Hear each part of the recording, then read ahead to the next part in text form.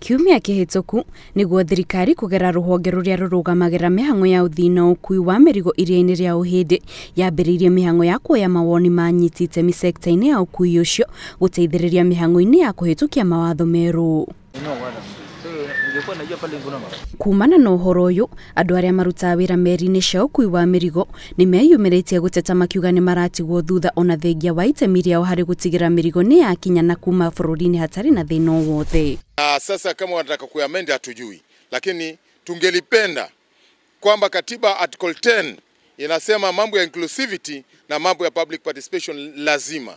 Kwa nini mambo ya mabaharia yakifika yanakuwa kwamba mambo ya public participation ama kuhusisha mabaharia wenyewe inakuwa the authority ama wale wa mamlaka hawataki kuhusisha mabaharia katika mambo ya public participation? Ni Merchant Shipping Act haijazungumzia tu ubinafsishaji.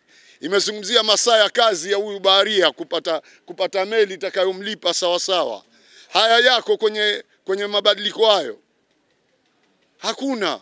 Aruti wira aya maugite ni makoretwo makigombirwo ni mathina maingi na nikio riu marenda thirikari ithikiririe mamwe ma mathina mao ta wagi wa kundu kwega gwa guikara na makiria riria moha thabari ndaya cia gutwara mirigo mabururi-ini mangi. Sisi tunataka pia maslahi ya mabaharia yaangaliwe ndugu yangu.